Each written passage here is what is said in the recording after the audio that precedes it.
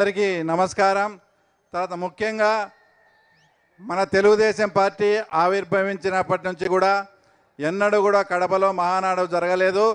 ఈ అవకాశం ఇచ్చిన మన ప్రీతం ముఖ్యమంత్రికి కానీ జాతీయ ప్రధాన కార్యదర్శి నారా లోకేష్ గారికి కానీ ప్రత్యేక ధన్యవాదాలు కృతజ్ఞతలు తెలుపుకుంటూ, అలాగే వైఎస్ఆర్ జిల్లాగా ఉన్న ఈ ప్రాంతాన్ని వైఎస్ఆర్ కడప జిల్లాగా కూడా ఈ మధ్యనే జీవో ఇచ్చినందుకు కూడా వాళ్ళకు కూడా ప్రత్యేక ధన్యవాదాలు తెలుపుకుంటూ, ఈ మధ్య కొన్ని పేపర్లలో మీడియాల్లో చూడడం జరిగింది. అంటే ఇక్కడ జగన్ ఇలాకాలో జగన్ అడ్డాలో మహానాడు జరుగుతూ ఉందని. 2024కు ముందు ఏమన్నా ఇది జగన్ అడ్డా జగన్ ఇలాకానేమో.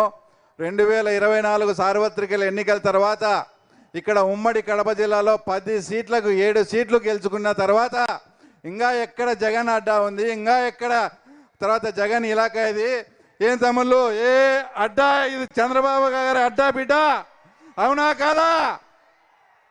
తర్వాత ఎవరు ఛానల్స్లో ఇది జగన్ ఇలాకా అడ్డా అని ఇంకా ఇక్కడ నుంచి ప్రస్తావించకూడదని కూడా వాళ్ళందరికీ కూడా కోరుకుంటూ, ఇదే ప్రాంతం నుంచి ఇద్దరు ముఖ్యమంత్రులైనా కూడా రాయలసీమకు కానీ ఏదన్నా ఒక ఇరిగేషన్ ప్రాజెక్టు కూడా తెచ్చిన పాపాన పోలేదు. ఆ రోజు అన్న నందమూరి తారక రామారావు గారు తమిళనాడుకు డ్రింకింగ్ వాటర్ తీసుకుపోవాలనే నెపంతో తమిళనాడు వాళ్ళ డబ్బులు వెచ్చించి ఇక్కడ తెలుగు గంగను ఏర్పాటు చేయడం జరిగింది. తర్వాత గాలేరు నగర్ కానీ హెచ్ఎన్ఎస్ఎస్ కానీ ఇవన్నీ కూడా ఒక అద్భుతమైన ప్రాజెక్టులు మన నందమూరి తారక రామారావు గారు ఇక్కడ తలపెడితే 2014 నుంచి 19 లోపు ఈ ప్రాజెక్టులో ఎక్కడెక్కడ లొసుగులు ఉన్నాయి, ఎక్కడెక్కడ టన్నెల్స్ ఉన్నాయి, అవన్నీ కూడా కంప్లీట్ చేయాల్సిన బాధ్యత మన ప్రీతం ముఖ్యమంత్రి గారు తీసుకొని ఇప్పటికి మాకు ఆయన చెప్పినట్లు పులివెందులకు కూడా కుప్పం కన్నా ముందు పులివెందులకు నీళ్ళు ఇస్తానని ఆ మాట నిలబెట్టుకున్న ఘనత మన తెలుగుదేశం పార్టీది, నారా చంద్రబాబు నాయుడు గారిది.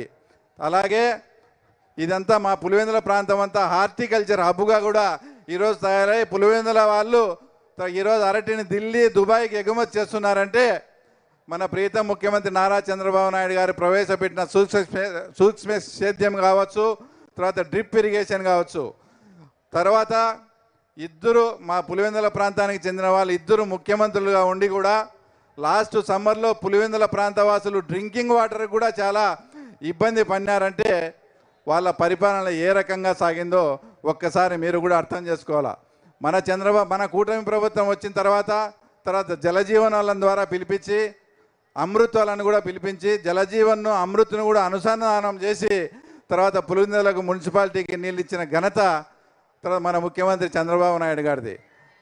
ఆ తర్వాత అలాగే ఇప్పుడు